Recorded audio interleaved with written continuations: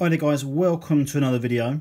So, we're 20 issues in now on Warhammer Conquest, and I was preparing to do another video which is a bit of a review of all that stuff, and I was filing all my content into this binder, and I realised something. Now, you may know about this already, it may be common knowledge, but it is certainly new to me and I thought it'd be worth sharing. Now, as we know, there's going to be 4 binders in this whole series. Each binder holds 20 issues. So, as you can see from there, we're 20 issues in. You can't get much more in there. So, I was under the impression that this would be like one complete volume. The first 20 issues would make up a total volume of everything that we're going to receive. But it's not the case. And the reason I know that is that when you go through it, I've kept all the covers for some reason, I don't know why, but when you go through it, you'll notice that in our collection we've got obviously collect, build, paint and play. But as we go through our collection, we'll see things such as 40k History 1, 40k History 2, 3, and then a jump to 40k History 5. Another example is when we get to Space Marine chapters. We will get Space Marine chapters 1, 1.1, 1.2, then a jump to 1.6. So if these were all kind of, if this collection of 20 issues was going to be everything that we get in this one binder, you wouldn't have those gaps. And there's a really good reason for it.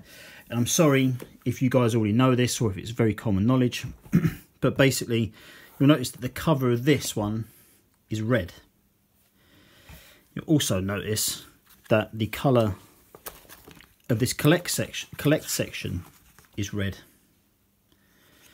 So I think our next binder is either going to be blue, yellow or green. And what we're going to do is at some point we're going to transfer all of the contents into our separate binders. So at the end of 80 issues we'll have one massive collection of stuff in one single binder with all the lore, all of the history and that kind of stuff in there. We'll have another giant one for all the building, another giant one for the painting guide, and one for the tutorials and the rules and that kind of thing. And that is awesome. I think that's really great. So we get one massive history book. We get another book on how to build the miniatures, which will be kind of less important, but because we'll have already built them. We'll have a giant painting guide, and we'll have a huge rule book. So I wasn't sure that. In fact, even this bit down the side here, I've got a feeling we might get some stickers to put on here.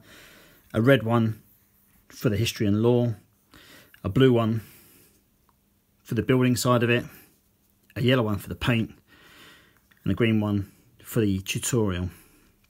Sorry, tutorial and painting.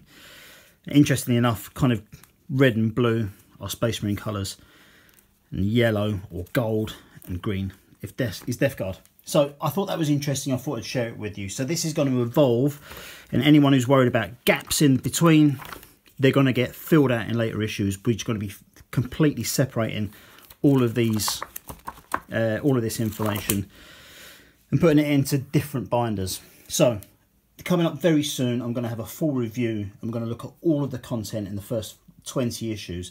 I'll be getting that up in the next week, or at least certainly before I do the review for issue number 21.